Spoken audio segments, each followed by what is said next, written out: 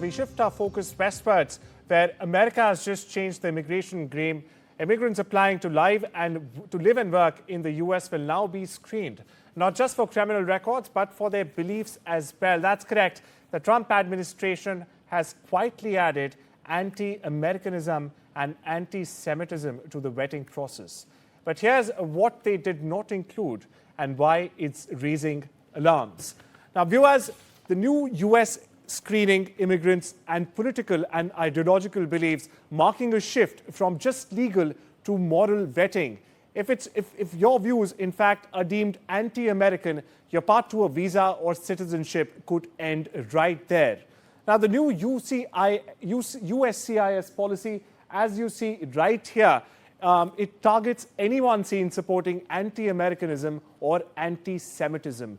Now, these two categories are now treated as red flags in immigration applications without a clear definition of, by the way, what qualifies to be anti-Semitism or not. Now, moving on, despite increasing hate crimes, racism, Islamophobia and xenophobia have been excluded from screening. Critics are arguing this selective morality, in fact, sends a troubling message about whose safety actually matters. Now, the policy doesn't even specify what counts as anti-American, leaving interpretation up to individual officers. Now, this vagueness opens up the door to personal bias and political misuse as well. Meanwhile, officials are told to consider suspect beliefs, not automatically deny, yet this gives wide discretion. Meanwhile, critics worry that decisions could even hinge more on officers' worldview than actual facts. And the USCIS now vets online behavior to assess political beliefs and even affiliations. Now, a post from years ago, viewers, taken out of context could very well be grounds for rejection.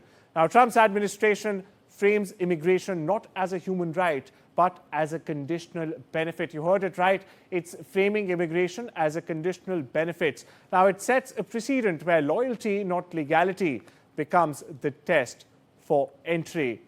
And for more on this, I'm joined by immigration expert, Mr. Wadhwa, giving us an Indian perspective. Now, Mr. Wadhwa, my first question to you is, from an Indian perspective, how might this new ideological screening also impact visa approvals or denials when it comes to Indian students? To start with, I'm Rohit Sharma. And as regard this screening, anti-American screening is which is now making a news. I, in fact, do not see why this noise is so much all about this, because it is okay if you are applying for a visa of any country and wanting to have a citizenship or a residency of that country, then there's no doubt citizenship or residency is a privilege, not a right. But having said so, where the Trump administration is actually not clarifying, and you rightly said that there is so much of vagueness in this. Now, what are the criteria that are going to define anti-American? Now, tomorrow you can say that if an Indian is saying that even this tariff policy is not right, is it that the Trump administration or the visa officer says this is going to go anti-American?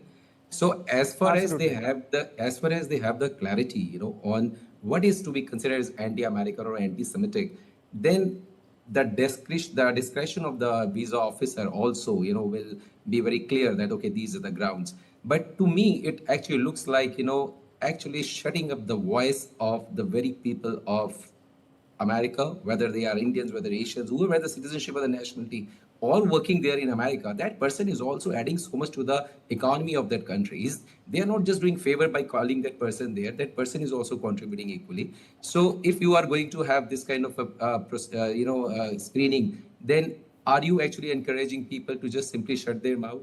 They can't even write anything on the social media. A very important point you raised there, Mr. Sharma. If you're having such type of a screening, are you forcing people to, in fact, not voice their opinions, have a made-up social media timeline, and social media timeline, more importantly, being checked ahead of your official documents or your work profile? It sets a new precedence altogether with, as you very rightly mentioned, these very vague points. We'll have to cut the conversation short here, Mr. Sharma, due to paucity of time, but we'll definitely continue this in the days to come.